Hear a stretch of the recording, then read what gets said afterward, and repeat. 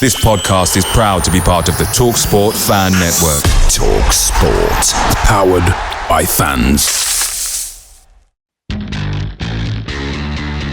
This episode is proud to be sponsored by Now, where you can stream Sky Sports flexibly. Catch the biggest games this season how you want, when you want. The football season is back, and you can keep up with all the action on Sky Sports with a Now membership. Whether you're perched on the edge of your sofa or hiding behind it, you can capture more of the drama this season with Now. The heat of the moment, the 90th minute winner, that last-ditch tackle, the pride on the line, and the best bit, you can dip in for the derby or stay for the season. With a Now month membership, you can stream all Sky Sports channels flexibly. No fuss. Go to nowtv.com to find out more about sports memberships. 18 plus, UK only. Minimum speed 2.5 megabits per second. Live scheduling may be subject to change. Full terms apply. This episode of the 1911 podcast is brought to you by Coral, the proud sponsor of the TalkSport Fan Network. Here for all kinds of fans. For the armchair experts who didn't have enough City points to make that away game. For the football fashionistas that wear claret and amber with pride. And for the nostalgia merchants, because nothing beats the history makers. Whatever kind of fan you are, with Coral's free-to-play reward shaker, win a guaranteed daily reward or offer throughout the season. Simply shake your phone to win. Over 18s only, maximum one reward or offer per player per day, 8am to 8pm. Reward restrictions and requirements and other T's and C's apply. For more information on safer gambling, visit gambleaware.org.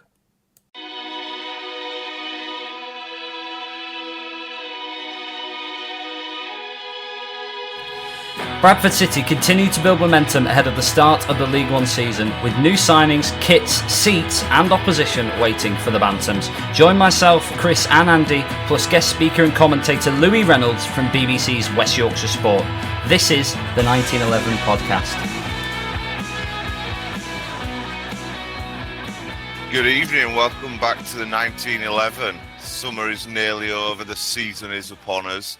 Tonight joined by Chris and Ewan, myself, Andy, and we've got a special guest with us tonight, Mr. Louis Reynolds. How are we, sir? You're making me blush. Yeah, I'm good. This is exciting. Excellent stuff. So, plenty to talk about tonight, I think, lads. Summer's ramped up nicely. We've had a couple of signings since me and Ewan last spoke. Kick off with Will Swan. Like, what are his thoughts? Well, he looks good so far. I mean, goal last night against Boro and some positive performances as well whilst he was out in Austria. He looks like he's going to be a really good player for us. A similar sort of tenacious running style to Cav, but maybe someone who's a bit more of the finished article at this point in his career. It will be really interesting to see how he sort of shapes up in the team, how we utilise his strengths, and because he looks quite a good player. You know, he put in a good shift, I thought, when he came off the bench against Boro last night. I went to the Boro game on Wednesday, and he was probably my favourite out of the new signings to watch for the first time. Curtis Tilt, shout out to him. He had a solid game, but Swan he made things happen. And before his goal, he played this ball from the left hand side with the outside of his boot to Alex Patterson. Pato maybe should have scored. Okay, the keeper made a good save as well. But he just looked lively, driving forward, and we all talk about Graham Alexander's press, don't we? And he just seemed to have slotted straight into that, didn't he? So, yeah, positive. Yeah, I think it's a good signing. There's obviously a lot of talk about how he was at Crawley last year and whether he had a bit of a stop-start season, but you look back kind of like when he was at Mansfield. He's tenacious. He's got a great finish on him. You know, I think it's a really positive move. I think that it was probably one that we weren't expecting. I think that was probably fair. Kind of went under the radar a lot with that signing, but so far so good. I think I know it's very difficult to say because of friendlies and stuff, but there was, as you mentioned, Louis, there was some really, really good moments from him last night, and that pass to Pato was absolutely phenomenal, absolutely on the spot for him, and long may it continue, hopefully. So, does he start for City though? Does he start for his week in, week out? There's so many options now, isn't there? Which is obviously a really good thing to have. And I don't know, we maybe looked at last season when City were missing Pat at a certain point, and obviously Andy Cook injured, and you were thinking Sartovic at some point as well before Christmas, and you're thinking, oh no, where's all the quality suddenly gone? So maybe, and we were talking to Ryan Sparks before the Boro game, and maybe you're looking at players who are bringing in and will only play 30, 35 games a season rather than the whole 46, but having that quality spread out. It's so hard to say. Like, I think we'll be guessing up until 2:00, won't we, on the Saturday of the Wycombe game. I mean, based on the 45 minutes I saw, I mean, I'd like to start him, but there's a lot of other players who maybe could make a case as well. Yeah, absolutely. Yeah. We'll see as well with Oldham as well coming up on Saturday. I think obviously the Middlesbrough game and that one will be the real telltale signs of where the squad is at and how we intend to set up, because you'd assume that Middlesbrough game was about 90% of what you'd expect to see on the opening day against Wycombe. So I think just that front line, I think, is the only real question mark, because you'd assume, and obviously we had Power and Lee who started last night. Maybe Lee doesn't start, and it's going to be Pato. It remains to be seen, but I think defence is pretty settled, and obviously you're going to see Bobby on the left side of the front three. But other than that, I think it's a little up in the air, but only time will tell, like you say. It's something that we haven't had for a long time, and you know, when we lost Cookie last season, there was a lot of work, and there was a lot of. I mean, we've mentioned it previously about kind of like Cav, and I think that Cav probably doesn't get the plaudits that he deserved for last season. I think that Cav really came on. And I think that we'll see a really good Cav next season as well. I think he'll really push on, and I think that this is going to be great for him in League One. I mean, he was, to be honest with you, he was the player that I pointed out for last season, that I said that he would be the player to watch out for. And obviously he had a difficult start, but I think, as I mentioned, it is really good to have these, you know, that option available with Will Swan. Does he start? I don't think he does. I don't think he will start, but it's great to have those options on the bench. It is indeed. So before we move on to today's signing, time of recording Thursday, before I go on to the signing of Jensen Metcalf, are the club dropping the ball a bit here with these signings this summer? This is the second one now that everyone's known about well before it's been announced, because the club are bringing him in on a match day or bringing him in to do a photo shoot before they've bloody announced the thing. What's going on there? Are they doing it on purpose, or are they dropping the ball, man? It is funny, isn't it? I suppose in the day of social media, we were seeing all these tweets last night about this chap's asked to where the parking is, wasn't it? And yeah, the steward on the gate. And I think I know which steward they're talking about. He always has a laugh with us, actually. And I can imagine him saying that, asking him, "Who are you?" And when he says, "Well, I'm here to sign for the football club." No, you're not. I can picture which steward it was, which is hilarious. If anyone listening has an inkling who it is, we probably are thinking of the same guy. But in the day of camera phones and social media, as soon as someone hears that, you know, it's going to go everywhere. So, I don't know, maybe it's there to whip up a bit of excitement. You never really know, do you? But if it's there to whip up excitement, you may as well bring the boy onto the field before the game and just hold the shirt up, innit? Yeah. But I don't know, maybe they were, you know, it's always interesting when you know, people always ask me and my colleagues in our role, "Oh, you must know what's going on." Genuinely, like I was saying to you before we started recording, the press release, what you receive on the website or on Twitter or whatever, Instagram, however you consume it, we get that about 15 minutes before they announce it, maybe half an hour before they announce it, because we need to get some news copy ready, we need to get a tweet ready on our social media pages, things like that. But until it gets to about 20 minutes before, we're as none the wiser as you guys. But I think we could all pretty much safely say that he was coming in after we saw those pictures doing the round. I don't know. I feel in some ways, to be honest with you, because there has been a lot of rumours on Twitter, or X or whatever you want to call it, but there has been a lot of rumours that have been completely wrong. I think that, you know, you were saying about maybe the second player this summer. There's been a lot of players, to be fair, that we've been absolutely clueless about, and nobody's kind of read in. Obviously, Touré was the obvious one where we kind of knew probably a week beforehand, and obviously him released in the shirt before we actually, you know, it was actually announced and everything. But I do actually think the club have probably been a little bit more clever, if I'm honest with you, with the signings this summer. Whereas I remember previously where I've known about 3 or 4 players that have been coming, and this summer I've just not heard anything at all, and everyone's just been guessing and getting it completely miserably wrong. I think that's something to do as well with the way the fan base has grown into obviously the promotion, where we've possibly got a little big for our boots as well with some of the players we're linking ourselves to. Obviously, the big ones being Naki and Josh Windass as soon as he announced he was leaving Sheffield Wednesday. These players aren't coming here, but we love to dream, don't we? We are a club of dreaming. You can definitely say that. Chris makes a good point, though, Andy. Like the Power signing, Curtis Tilt, we mentioned Will Swan earlier. They felt like they came out of the blue. Obviously, the club would have been working on them behind the scenes, but I think those big signings so far this season, even Matt Pennington, who's joined the club, like, you know, this is happening.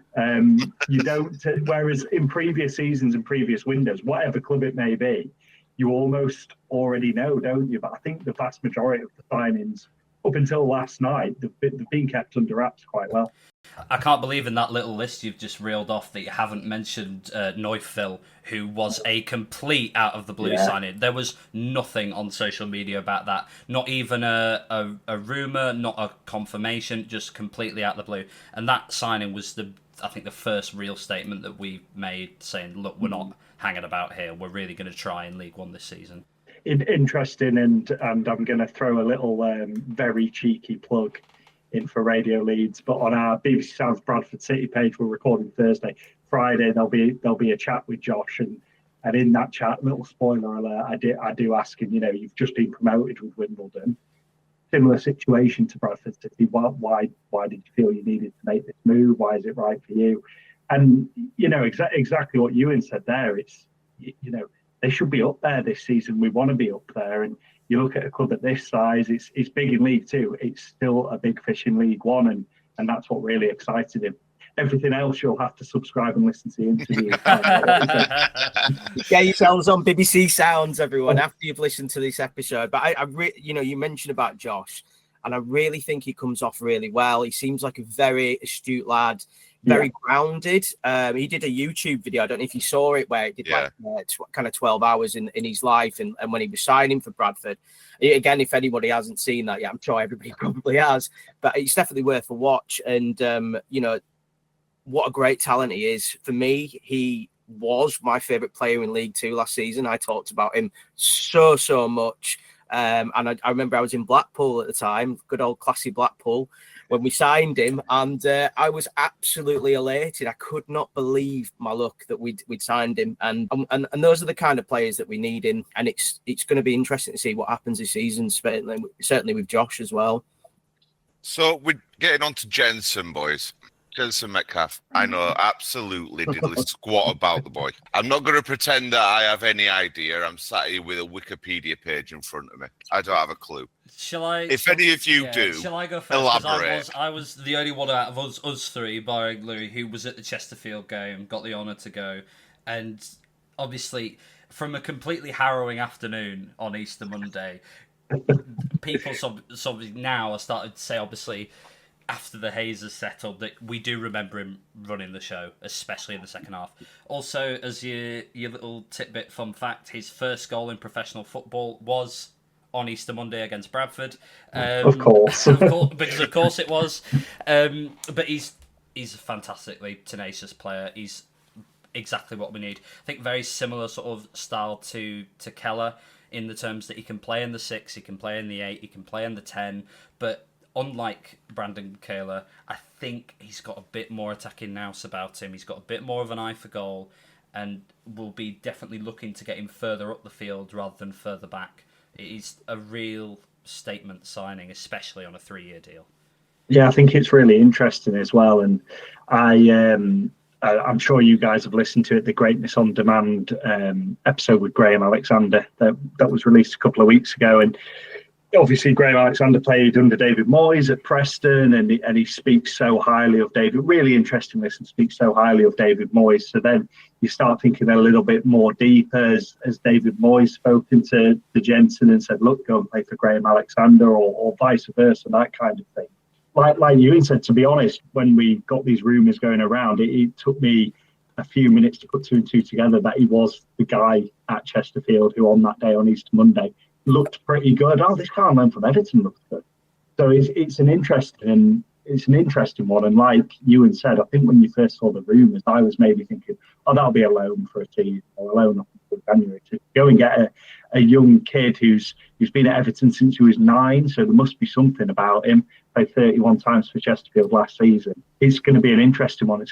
I'm really fascinated to see how he gets on this season. I think that's what makes me quite excited about this transfer, really, because the way City have done business here, I know nothing about the player, but the fact that we've gone to a Premier League team and paid good money to take a young Premier League talent that's obviously done well at Chesterfield last season, put him on a 3-year deal, that's showing good business sense from City. I mean, that's saying that City is looking at it and thinking, we could turn a massive profit here if we could keep progressing him and building him.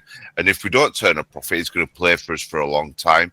That's showing good looking towards the future. So that's what makes me excited about the signing.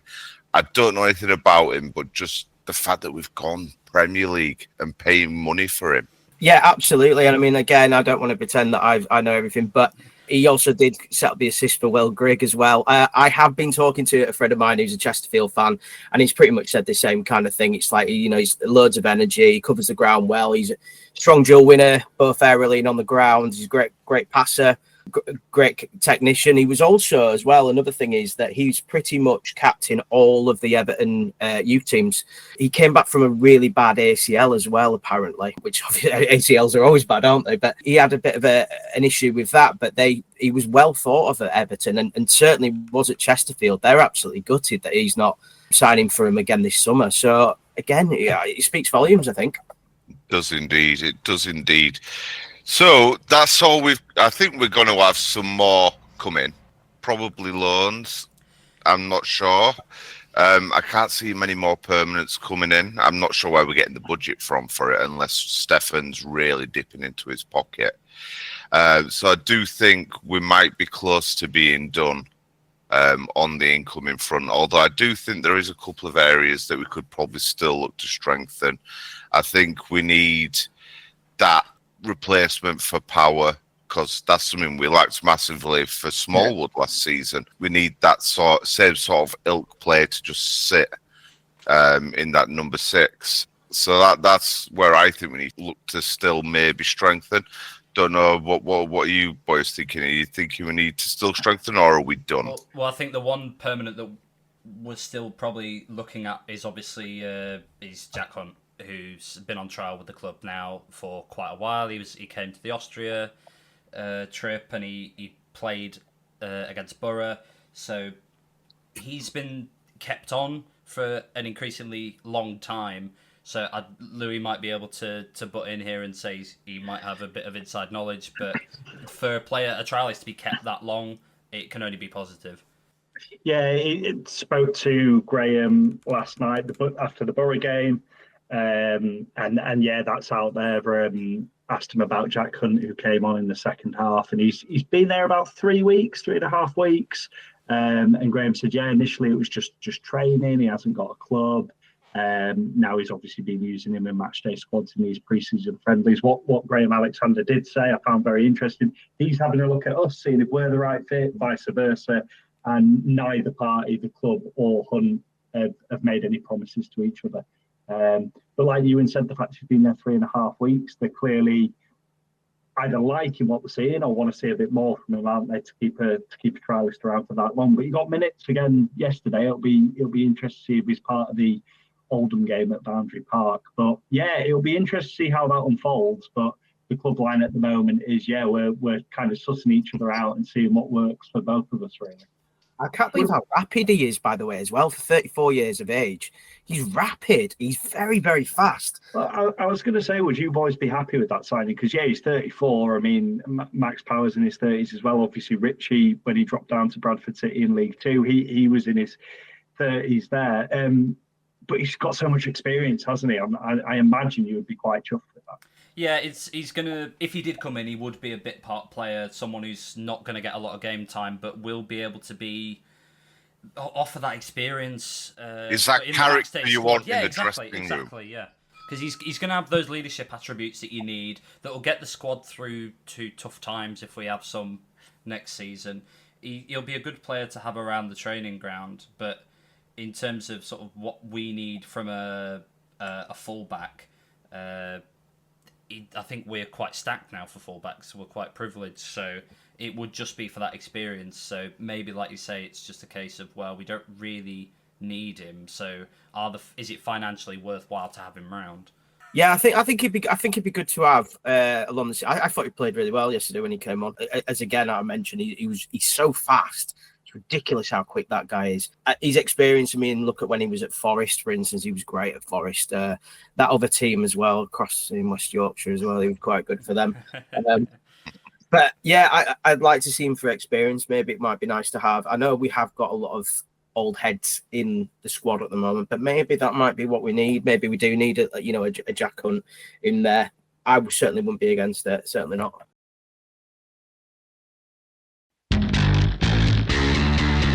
This episode is proud to be sponsored by Now, where you can stream Sky Sports flexibly. Catch the biggest games this season how you want, when you want. The football season is back, and you can keep up with all the action on Sky Sports with a Now membership. Whether you're perched on the edge of your sofa or hiding behind it, you can capture more of the drama this season with Now. The heat of the moment, the 90th minute winner, that last-ditch tackle, the pride on the line, and the best bit, you can dip in for the derby or stay for the season. With a Now month membership, you can stream all Sky Sports channels flexibly. No fuss. Go to nowtv.com to find out more about sports memberships. 18 plus, UK only. Minimum speed 2.5 megabits per second. Live scheduling may be subject to change. Full terms apply.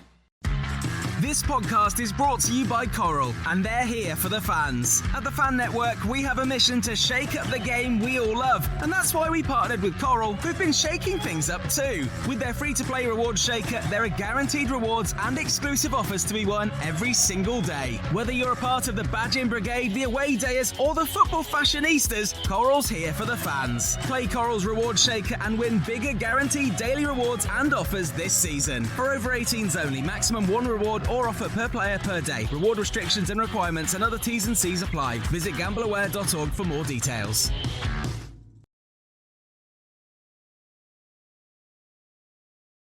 We're going to move on slightly to Austria. The boys have got back from another grueling Graham Alexander trip.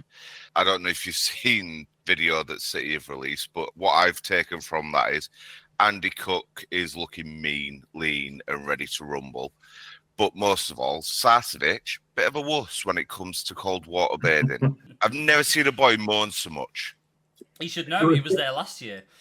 I know. He should know all about it. But honestly, all the way through it, he's like, whoo, bless him. I think being from Manchester, he should be used to cold and water, shouldn't he, the amount it rains over there. But yeah, on Cookie, Andy, really good point. And I think us four chatting and anyone listening and anyone at Valley Parade, I just hope the sooner we see Andy Cook back in a Bradford City shirt, getting out on Valley Parade, the better, really. So he's clearly working hard, isn't he, to make sure he not just recovers from the injury, but he comes back and he's ready to go. Which hopefully, as I say, will be sooner rather than later. See, I like how the club have sort of like managed him as well, especially looking at the Austria video, because they were all going on these grueling jogs and everything, and pretty much throughout, he was always on a bike behind them. So they're not making him run, but they're keeping him integrated with team. Keeping a player like Andy Cook in and amongst it after such a big injury is huge. And like I say, when he was kicking the ball, he looks like he's ready to come straight back. He knows he's not ready yet, but he can't be far off. Yeah, you would think just the way he looks, and if he is now back on things like the bikes or doing like jogs. I mean, I'm no medical expert, I'm going to say, but I do know like it's all about building that strength back up. But as you say, Andy, he can't be a million miles away if he is starting to put his legs through that rigmarole. So yeah, it's just as we say, it will just be so good when you see that board go up with the number 9 on it and him come back onto the pitch. I hope it's a home game as well, so he gets that reception that he deserves. But if it's an away game, we'll of course take it. It'll be nice either way. Just get back as soon as possible, isn't it, really, at this point?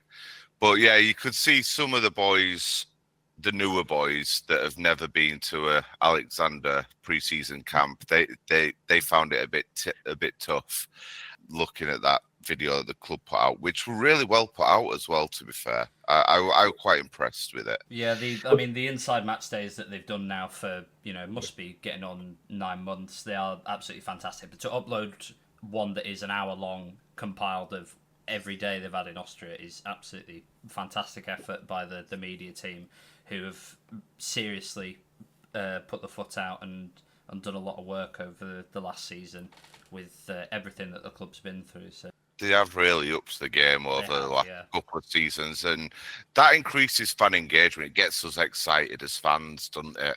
So I'm a stickler for it, mate. Anything that's City related that comes out, bang, I'm watching it. And they're doing such a good job with it now, like with the drone footage and everything. It feels like we're really stepping it up into a more professional capacity. So last night, obviously, I wasn't there. You three did go. Was it as good as a good 2-0 win against the Championship side? Was it that good, or are we just seeing a pre-season friendly that were a bit nothing? I think, yes, of course it's a friendly, so you never want to read too much into results. I think we all are wise enough now to know that. But Middlesbrough, you could tell, were the Championship side in large parts of the game. I thought they were physically really good. The way they moved the ball, they were very good. I say that, though, as a compliment to Bradford City, because I thought City matched them in quite a lot of those areas.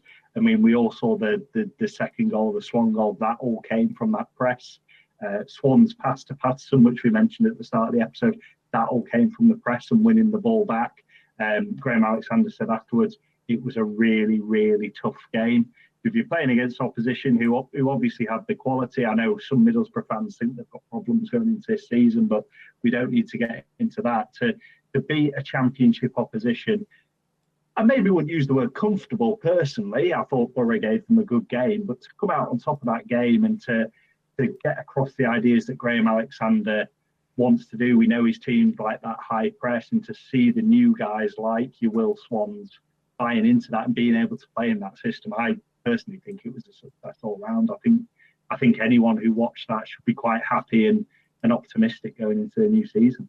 Yeah, you mentioned about sort of, you wouldn't say it was comfortable, but after the game, Chris pointed out, Sam Walker didn't have a serious save to make. He made a few sort of low down, but they were mostly like rollers that, you'd back him to get his body behind. Whereas, obviously we didn't trouble them too much, but their goalkeeper at least had to make, 2 or 3 really, really good saves. Whereas Walker didn't. I totally agree that you could tell they were the Championship side because they cut through our midfield multiple times, and the way they sort of did the one touch passing, and they were into their stride so quickly. But they didn't threaten us too much, and we held them off really well. I think the big thing for me, though, was almost how we approached the game from sort of a mental and mindset way, because it wasn't a friendly, so, I'm going to try, stick my foot out and block it. No, we threw ourselves. When we were defending, we saw all 5 of the back 5 throwing themselves at balls to defend, which was really a breath of fresh air, I think, to see. It was obviously part of the test and part of the game plan that Alexander wanted, because they defended in numbers really, really well. Yeah, we did, and I think that's really important to mention about how we played defensively. We were really astute at the back. Curtis Till, as Louis mentioned earlier on, I thought was absolutely fantastic. Joe Wright was assured, literally nothing was going past them. I was a big fan of Josh Nerville, by the way. I think Halliday's got a big challenge on his hands to even get anywhere near that team, I'm afraid, this season. It was just really good to watch. And that second goal, the press, as you mentioned, was brilliant to watch.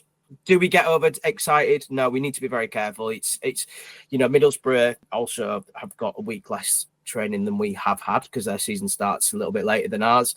So you've kind of got to look at this. However, you can only do and see what's in front of you. And I think that for me, it was a very positive performance, and I would say it was pretty comfortable, if I'm honest. It reminds me a little bit of if we rewind, 3 summers now, to the Sunderland friendly ahead of Mark Hughes' full season. And again, I think some of them might have still been in League One, maybe the Championship. I'm sure someone will correct me. But again, it was a team in a higher division, and City won that game 2-0. I think Jamie Walker scored a penalty in that game. And again, it was the same kind of feeling, like we're not deterred that this is opposition higher up.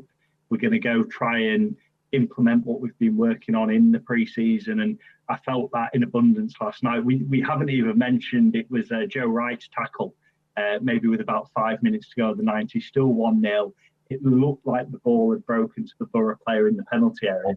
And in comes Joe Wright with if that's a league game, the crowd are off the feet celebrating that like a goal, aren't they? So to put that amount of effort and desire into what is just a friendly, it speaks volumes of not just the players that are coming into the club, the players that are there, but they're the standards Alexander demands. And I think that's when we talk about the feeling around City and the optimism and that pride in the team. I think he has had such an influence in that, because he, from speaking to him myself, but also listening to him on other podcasts and things like that, he demands 110%, whether it's a friendly or a FA Cup final. He wants to see that from his team, and we saw that. See, I'm surprised that you've all said about like our defensive prowess last night so well, because when obviously season ended, Jack Shepherd went back to his club, and we were worried about where we were going to go defensively for next season, because Jack Shepherd was such an integral part of that defence. So did we miss him at all? I think in terms of the type of player he is, then yeah, of course you're going to miss him, because he's an all-round centre-back. He's absolutely ruthless in the tackle, but also he's got a great eye for a pass and a goal as well, as we know. So he's a really, really elite player, obviously, and it's wrong, I think, to compare a young up-and-coming centre-back who's on the top of his game at the moment to someone like a seasoned professional who we have in our team, like Burn or Tilt, because it's different ballparks, really. But in terms of confidence and the way they can fit into the team and what they can bring, then it's perfectly reasonable, I think, to say, okay, well, maybe it's definitely not an upgrade, but why can't it be a step to the side in terms of the confidence that the team has in the players that are around them? It's such a good point as well. And when I look at the signings, I think this summer, Curtis Till, obviously, when he first came in, there was a bit of backlash, if I'm honest with you. Again, probably because of his age. But, when you talk to a lot of the Salford fans, he's been mainstay for their team, really. One thing that surprised me about him actually last night was that I always hear how slow he is. I didn't get that impression at all last night. I don't think he was slow whatsoever. I thought he was actually, again, quite quick. So listen, he's got the experience, and that's what we need. Joe Wright as well. He's been player of the season for Killy. I'm really not worried about the defence at all. I genuinely am not. I almost feel that that's probably, for me, our strongest area in our team at the moment, and I thought that showed last night, especially with players of quality of Morgan Whittaker, who really struggled at times to get anything or to get anything going, and I think that again just speaks volumes for that defence. I think as well that I spoke briefly about sort of the mindset, but there was a bit of handbags in the second half with Tilt and one of the Middlesbrough players. We'd clearly set out to frustrate them as a sort of simulation of, well, there's going to be times when we're going to be up against it next season. So let's sort of try simulate that in a controlled environment in terms of we're going to be under the cosh for 90 minutes. How do we react? How do we play? And how can we weave our way into games? And that was a perfect example, because even in a friendly, it got quite feisty sort of around the 60-minute mark, where tackles were flying in. Lee got booked for shoving someone over in the centre circle, which was one of the funniest things, I think, from that game. And yeah, we really put ourselves about physically, but also sort of in the mental game as well, which was really strange but refreshing to see from a friendly.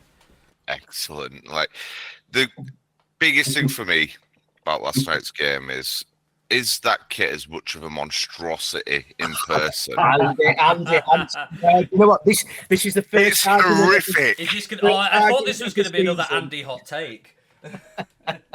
No, this is going to be the first argument of the season. I absolutely love it. It's my favourite home shirt for such a long time. I think it looks really classy. Massive fan of it. But then again, it's always the case, isn't it? Someone always hates. In fact, Andy, I'm sure I put in the WhatsApp as well. You're going to hate this because I love it. Yeah, and I do hate it. It's horrific. I don't know what sparks. He must have been wearing a blindfold or something when he picked that out. Andy, you know I love you, man. We've already had this conversation. I'm Team Chris on this. And seeing it in I know we had all seen the rounds, hadn't we, of the shirt in the pack. We kind of knew what it was going to be. I really, really like it as well. Interestingly, we had Jason on from Whip the Post last night, and Tim, who also does some writing for them. And Tim said he loves it, but he wished the claret and amber was the other way around. So I don't know if that would have swayed you a bit more, Andy. Nope. But again, in seeing it in person, I'm with Chris on that one. Talking point for people when it came out was the sleeves, because obviously, like you say, we'd seen the shirt in the pack, so we knew it was going to be pinstripes, but the big talking point was the sleeves, I think, because it tips the kit from instant classic, I think, into this is going to be quite debatable. Also, the back as well. People love to talk about it nowadays, that we don't tend to have stripes on the back of the kit, or we tend to do solid backs now, as like with last year when it was a solid sort of amber back. But I'm going to stray down the middle here and say that Get off your fence. Get off. I'm going to say that I like it for the change. The club came out and said, well, I think Sparks said in a typical Sparks interview, he said, well, if it was the same as it always is, then you wouldn't like it either, which is a fair comment. You know, if we had boring stripes every year, then it would get boring after a while. So the variance of the change is really important. But I think seeing it on the pitch in the Middlesbrough game, it did look really good. Maybe because it's from a distance. I think the thing is, and I know it is cliche, it doesn't matter what team it is, what the kit is, some people are going to love it, some people are going to hate it, aren't they? Oh, you just need to go back to Specsavers, pal. I'm sorry, right? We're not having it. I'm not having it. I've got an eye test next week, actually, so I'll report back maybe after I've got my new glasses. No, for me, it's the away kit. That's the winner this season. That is the big winner for me this season. That light blue away kit. It is the piece de resistance. On that kit, by the way, because I'm colourblind, for the first couple of weeks, I genuinely thought that was white. And then when I read the description about the shirt and realised it was sky blue, I was like, oh. I think because all the promo stuff had it quite shiny, didn't it? And that's sort of the look of the kit. But for me, obviously, I've a bit about my personal life. I've worked a lot on the City of Culture this year in the background, and the third kit is really good because obviously you suspected the club were going to maybe do something towards the colours, and obviously for those who aren't aware, the colours being pink, yellow and green, which don't exactly go together, and I knew they would eventually go for a kit this year at some point that would be a City of Culture venture, and I did wonder how they were going to sort of put it together, that palette, but they've done it really well and it looks fantastic. I like what they did, match day training top as well, because they've integrated City of Culture into that, and that looks so much better than the crap they had last season, that graffiti rubbish. Graham Alexander was wearing a white top and then with a zip-up jacket on, and there was a design interwoven into that, and that looked really smart as well, really, really smart. And I do like what you said, Ewan, about the City of Culture. Radio Leeds have done a lot around the City of Culture. They've gone so big on it, and I mean the promotion parade. Like you've had this choir that Radio Leeds are doing. You've had all the City of Culture events. It felt like Bradford was so connected with the football club again, like a feeling that I think we've all discussed, haven't we, together at times, just hasn't been there over the last few years. So the fact that, you know, the City of Culture is going on this year and there's that really good feeling around the club, I think it's certainly something. I know it's not to everyone's taste, getting that intertwined with the football club, but for me, it's definitely something worth celebrating and bringing together. Speaking of not to everyone's taste, shall we talk about the new seats in the Kop? Because there have been a few discussions about how vibrant they are. Personally, I love them. I like them. I think this was taken out of context, right? I was just taking the mick out of Chris because when we got the digital advertising boards, all they did were moan about how bright they are. I was like, get a grip. And those seats, because they're not sun bleached white and brown now, they're a bit bright on the eyes. That is it. I like it. I like the upgrade. You can see Midland Road's being forgotten about at the moment, but that's not on telly, so it don't matter. Yeah, I think Louis, you might have actually mentioned to Ryan yesterday in that interview, didn't you? About what the plans were for the Midland Road. Yeah, it's something that they want to do ASAP. He said basically as soon as possible. I did say, can you give us a bit more of a specific time frame? He said not right now, but yeah, it's something well within the club's radar and something that they do want to crack on with as soon as they can. In terms of the seats in the Kop, again, seeing them in person, I think they look absolutely fantastic. You are right, guys. Like once the rest of the seats are done around the ground, it'll look brilliant. I know the ones in the Dallas and they're a bit more recent as well, so they look a bit more vibrant. But I think the city in the lower tier looks really good as well. Yeah, it was cool to behold actually. I again seeing it in person, I think they've done a good job. As I said to Chris yesterday, in the Midland Road, you can definitely see which seats the Leeds fans ripped out all those years ago, because those are the ones that look the best.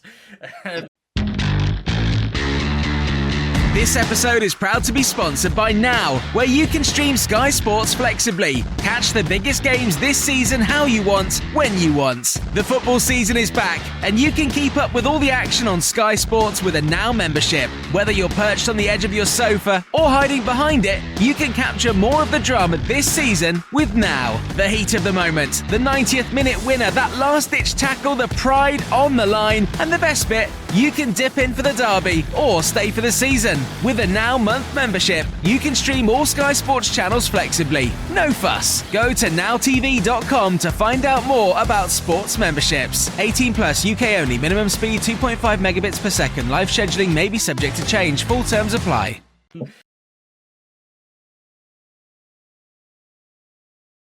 Looking ahead to the season, it is going to be a tough League One next year. I think there's so many of these big northern clubs who are going to be sniffing around the playoffs, but would anyone dare at this early stage, we're not even in August, to give any sort of prediction of promotion, relegation?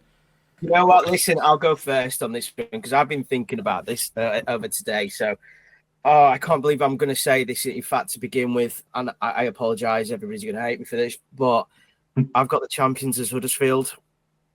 I think that they are too strong, far too strong. They're pulling a Birmingham out there. They're throwing money massive money at it.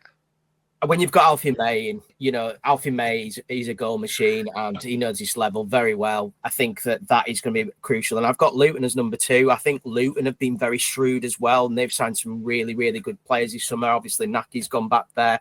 So I've got 1 and 2. I've got Huddersfield and Luton. And then I've got the playoff spaces. I've got Stockport, then Blackpool, Plymouth, and then Reading. I agree on your top 2, Chris. I would swap them around. I'd have Luton in first, Huddersfield in second. Okay, I'll take the booze, but I think most of your aware radio leads obviously cover Huddersfield Town as well, so I'll work on that coverage quite a lot. And you are right, the 11 signings at the time of recording, Marcus Maguire, the latest one, who played over 30-odd games for Bristol City last season, has actually also made an appearance for Barcelona's first team, which is quite interesting in the Spanish Cup. Out there, seriously? Up until Marcus Rashford signing, he was the first English player to play for them since Gary Lineker. So that's a pretty cool commentary, isn't it? So he's obviously got some pedigree. But like you say, Chris, Alfie May, Jack Watmore, who left Preston at the end of the season, has dropped down to League One. Lyndon Gooch, who's been brilliant at Sunderland and Stoke. The list, unfortunately, for a lot of people listening, goes on. And, first impressions of Lee Grant, he seems very driven. He was part of that setup at Ipswich when they went from League One to the Premier League. So I think they'll be fascinating, and I think they will end up in the top 2. This might come back to bite us. We can all laugh at the predictions at the end of the season. But in terms of squad, they've really got a squad fit for a title challenge, haven't they? So I'd have Luton and Huddersfield in the top 2. Stockport and Blackpool, I think, are going under the radar, but I absolutely agree with you. I think Stockport are still just on that upward curve. I'm really looking forward to going to Edgeley Park for the game with City in a few weeks' time, because that'll be a fascinating, it's Stockport, isn't it, on the Tuesday, then Luton. They're going to be real markers as to where this City team are at, although it's only going to be a few games into the season. So it'll be fascinating to see how they do. Blackpool as well under Steve Bruce. They looked good under him. They tailed off a bit towards the end. And then I'm going to have Plymouth, like you, Chris. We've pretty much got the same, Wow. But I think there has to be mentions, obviously, for Cardiff. I'm not as convinced on Reading. I think Leyton Orient could have another good season, personally. See, for me, with Leyton Orient, I just feel that I know that Richie Wellens is a great manager and someone that I respect highly. I just feel that they've lost too many players this summer, too many key players. So for me, that's why I didn't have Leyton Orient in there. I just feel that they might struggle a little bit this season. See, for me, I'm near enough the same. I've got a lot of friends that are Cardiff fans, and they're not expecting to be anywhere near it. The way the club's been run has been shambolic for the last few seasons. Well, since they came out of the Prem, and my mates, like I say, being Cardiff fans, they're not hopeful. They're looking at mid-table is what they're expecting from this season. They're just going around the grounds this season as it's a new league. New grounds to tick off. New grounds to tick off the 96. Yeah, it's very much samey same, other than City are going to be in that last playoff spot. It is happening. Do you know what? Neither me or Chris mentioned City, but go on, Andy. Yeah. I know it's City podcast and all that faith. Thanks, boys. No, City will nick. It'll be the last gasp push. It will be in last bits of the season.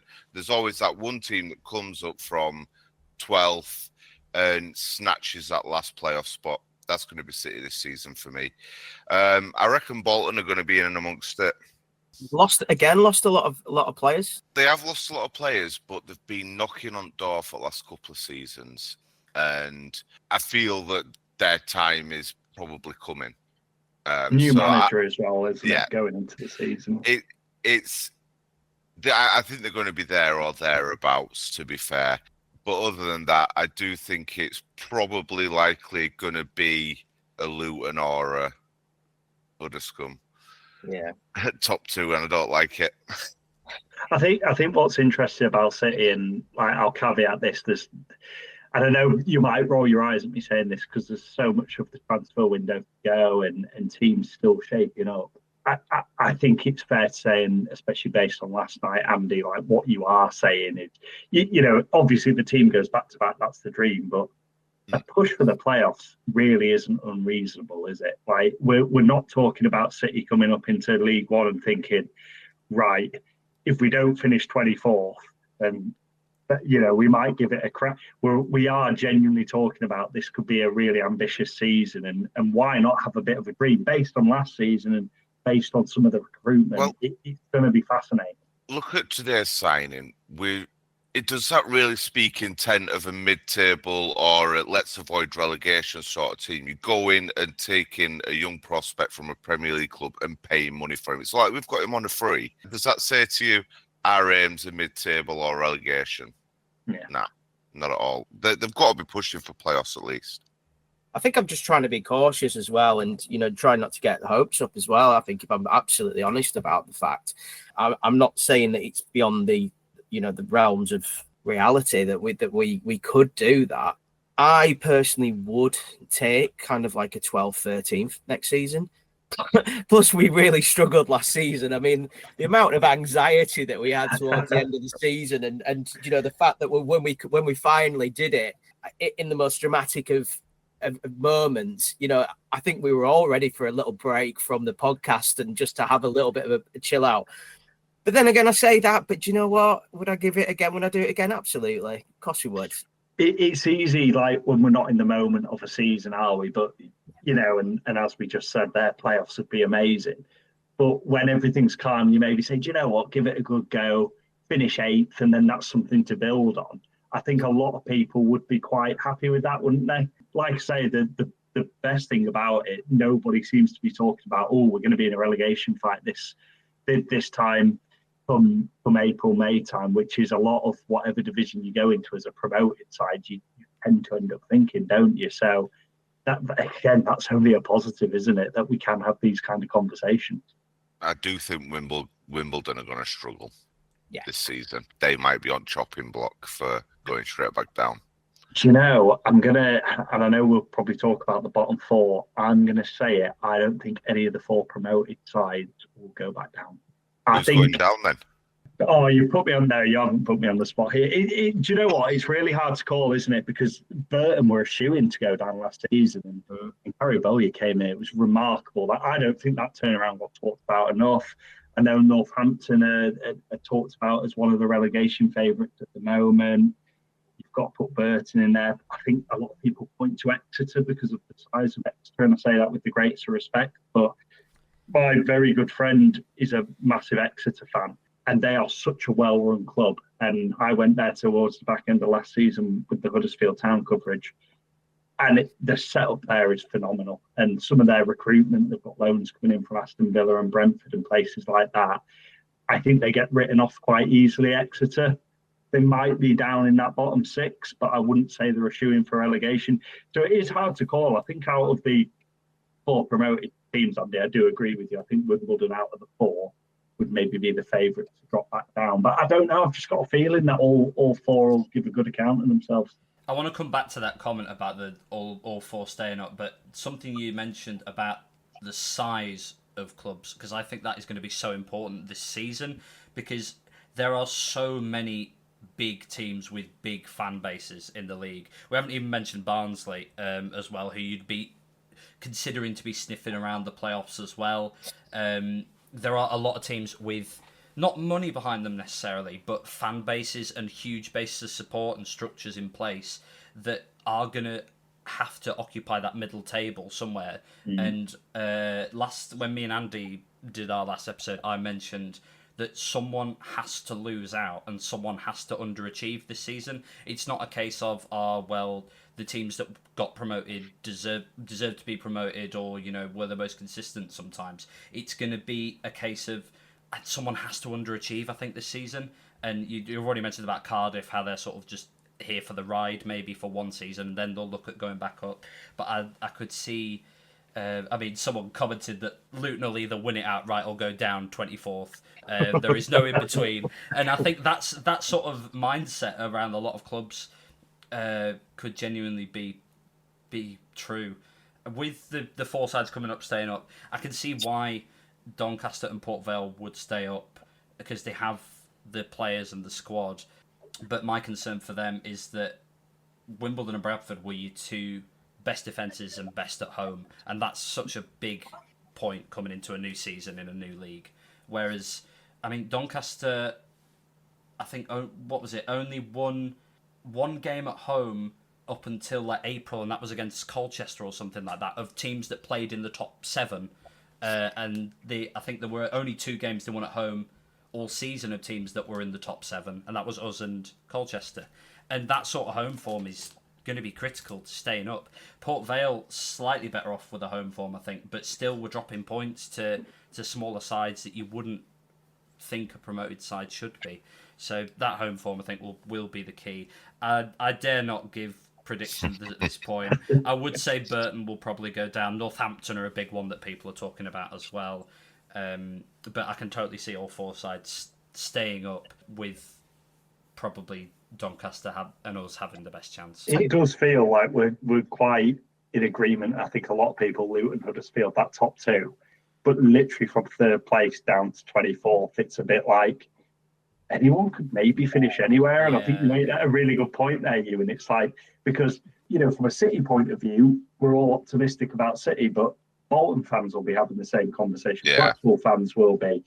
Donny fans will be. Barnsley fans, Rotherham fans will be, and so on. Peterborough United fans will be, and so on and so on. Everyone's going to still be having that sense of optimism, or a good number of clubs are going to be feeling that optimism. So it's, Isn't this exciting going into a League One season, looking down the fixture list and seeing Barnsley's, your Blackpool's, think of the away attendances that are going to come to Valley Parade.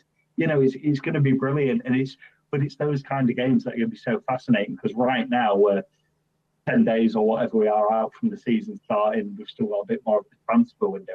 A lot of those games, you're just like, you couldn't call it, could you? It's just going to be absolutely fascinating to see how it plays out. Yeah, I can't wait. But it isn't too long, like you say. It is only 10 days until the start of the League One season. To Wickham, looking forward to it. But just moving slightly away from the on-field antics, while we've got you here, can you tell us what's it look like a match day for a BBC Comms?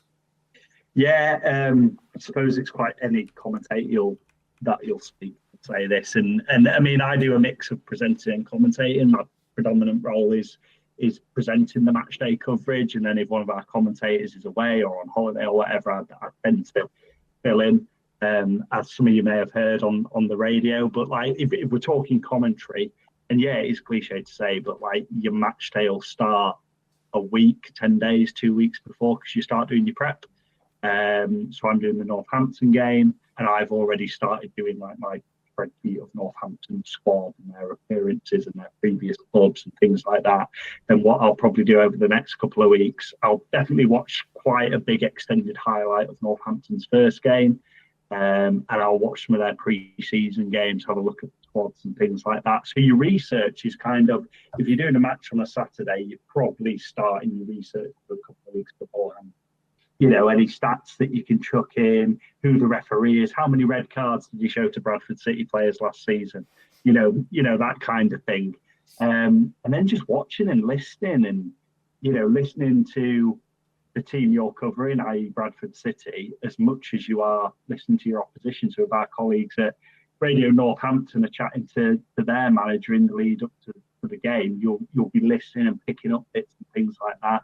So that's kind of all before the game. And then, yeah, a match day morning, it's pretty normal. You just get up, chill out, have a coffee, might go for a walk or whatever you want to do. My rule of thumb is we'll be on, let's say it's a 3 o'clock kickoff. We're on air at 2 o'clock. I want to be at the ground 2 hours before. Some get there a little bit later, but for me, the safety net is at least an hour and a half. But I'll aim to get to Valley Parade about 12 o'clock. Obviously, you've got to get signed in. For security reasons, they check your bags and things like that. You've got to pick up your match day pass. So, if you're walking around, people know you should be walking where you should be walking. Say your hellos, and then just get your kit set up. So we have it's a box with microphone ports, and then you plug that in with what you'd use an Ethernet cable or a phone cable. Dial into the studio, make sure everything's all working, do a level check so all the mics are sounding good.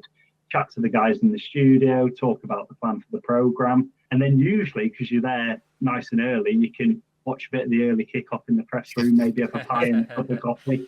And then, you're rolling. It's obviously presenting, commentating the 2 different roles. So if I'm on commentary, you're standing by to give the team news, running through the team. You're standing by in that pre-match hour to dip in on the talking points. At 2:30, typically on Radio Leeds, we'll do a reminder of both teams. This is how we're looking. And then, the presenter will hand over to you, and it's you and Mike and usually Gary Jones and Andy Kiwami for company. And, that's great. It's to describe a football match live on the radio, like the adrenaline. I always said growing up, like, I wanted to be a footballer, and if you saw me play football, that dream was never going to come true. So I only liken it. The adrenaline rush we get must be like what it is stepping out and playing, and then they come down, you have after feels like that. Half time, you hand back to the presenter, they'll go through scores and things like that. Again, quick cup of coffee or whatever, you might do a tea run, second half, and then towards the end of the game, you may be starting to think about what you're going to ask the manager. If it's been a brilliant win, a load of talking points. If it's 10th defeat on the spin, you might have to ask a bit more trickier questions about the manager himself, his tactics, maybe his future. So, you'll chat to the manager. If it's a home game, we'll take that live on the radio. If it's away, we tend to pre-record it and send it back. Just because at Valley Parade, the access, they can just bring Graham up to us. Away clubs, you tend to have to go and wait pit side. So the equipment, the lead doesn't stretch that far. And then, we come off air at 6, and it's simply a case of packing up our kit and driving home and going on to the next one, really. If you're presenting, it's that, but in reverse. So 2 o'clock we'll go on air, you'll do a big intro, say hello to your commentator and your summariser. And during the week, you'll form a load of talking points, either from the last game.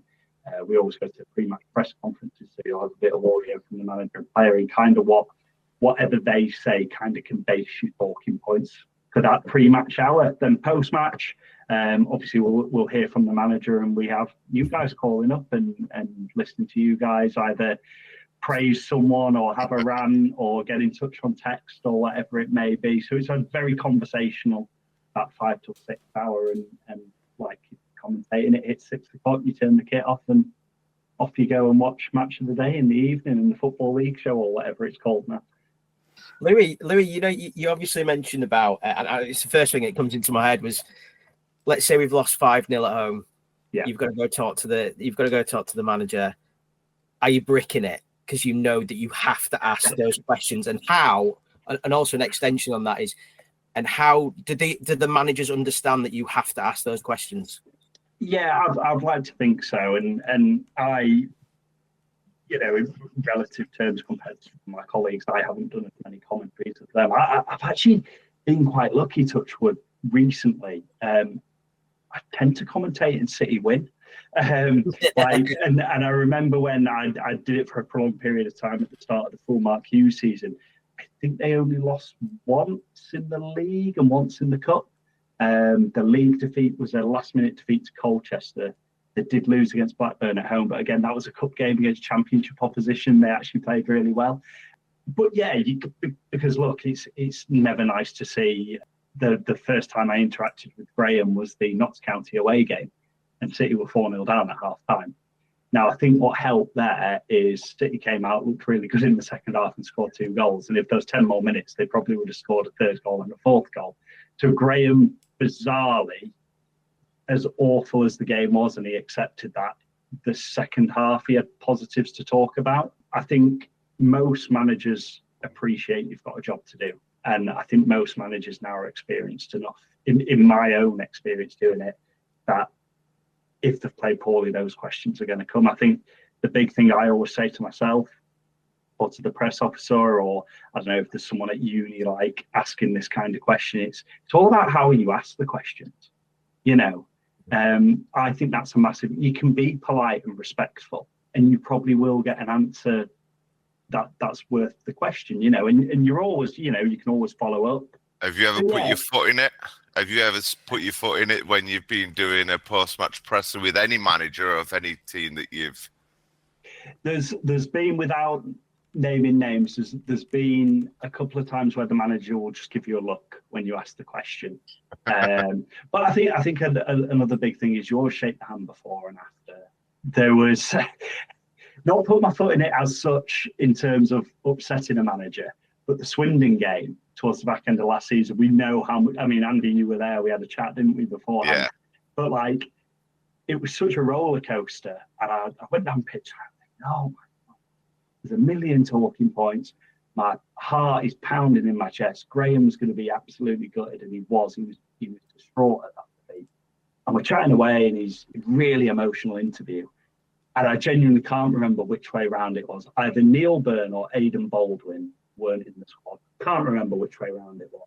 And I said, how's Aidan Baldwin doing? He wasn't involved today. And he just looked at me and went, Aidan Baldwin played. And I looked at him and I went, Graham, my head's all over the place after that up and down game. I meant Neil Byrne. And he went, yeah, I know you meant Neil Byrne. And I went, can we just start that question again? And he was really good. He was really good about it. But that was one where I just cringed, and I rang the guys back at base and I went, there is an edit point here because we have to start the question again. But he took that in really good faith. The other one was Morecambe away under Mark Hughes, a very infamous day, 3-0 defeat. And it was in that run of games that led to Mark losing his job.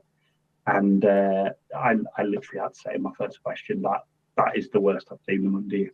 How do you explain it? And again, I'm sat there, your arse is twitching a little bit. And to be fair to him, he went, yeah, we were awful. So I think it's just having a bit of rapport and asking it in that, in the right way. I think 9 times out of 10, it's going to be okay. Touch wood. And I've said that it's going to happen at some point. But I've never had a manager really blow the top at me. And I do think that is down to just having that rapport and being respectful about it. You can ask those questions that need asking in a sensible way, I always find. So you've talked about your negative experiences covering City. Do you have a positive, most enjoyable experience from either from last season or from the years you've been covering before? Yeah, I think if we're talking City-wise and if we're talking last season, because it was just amazing. I mean, it won't surprise you to hear that last day of the season. Like, it was just an absolute joy. We went on early, we stayed on later. We even had a beer with Graham in the McCall suite after the game. That was from a presentation point of view, and credit to Jamie Rayner, and to Gary Jones, and to actually the wider BBC Radio Leeds team, because they had the choir on at half time for bantam of the opera that they'd been doing. Those engineers on site, it was just a buzz. That was just an amazing day, just the perfect ending, and with the anniversary of the fire, like that genuinely will stay with me forever, or as long as I'm doing this job. That's the highlight. I mean, commentary from a personal point of view, when I've covered games on commentary, it's really weird. And I know I mentioned Swindon. That was a bit of a highlight for me. Now, obviously, we all want City to win, but to be part of the coverage of that game and describing that absolute roller coaster, 2-0 up, man sent off, 3-2, 3-all, 4-3, and you're giving it the big licks. You've got Radio Wiltshire next to you, and you're thinking, I think I said this team just never knows where it's beaten, or whatever I said, and you're absolutely buzzing to the equaliser and the own. It was like, what a game to be a part of. Okay, it didn't go the way we wanted it to go, but that's another commentary I'll remember for a while. But then probably my highlight in terms of, if we're talking something positive, was I was doing the commentary for Bromley away, and Bobby pointed goal. It's one of those industries you do occasionally have to listen back to your own stuff. I listen back to every commentary I do, should I say. And I love that moment, and I love listening back to that moment. And I think we were with Philippe Moraes that day, and we had said on the way down, we'll take a draw. I think Bromley away, we had all started to get a bit excited. But I think winning that game, that Tuesday night, we were like, they could go up automatically here. They're going to do something special here. So that Bromley game was really special. It was a real, it was just great to be part of. And then we spoke to Bobby after and to Graham after, and just had that feeling was brilliant. So yeah, those 3 games, obviously the promotion, but commentary-wise, bizarrely Swindon and then Bromley. Andy gave a shake of the head when I said Swindon. Swindon ruined me, mate. I'm still reliving it. I don't even know what happened. It's such a weird day. But no. Look, it's been a pleasure having you on, Louis. We are gonna look to cut it off there, I think, for today. It is a bit longer, so if you have stayed with us through the entire episode, thank you very much. Big thanks to Chris, Ewan, and Louis for giving up your time. I know you've come on straight after work tonight, so we really do appreciate it. Yeah, that's it from us, and we'll see you in around 10-11 days' time for when the season begins in League One.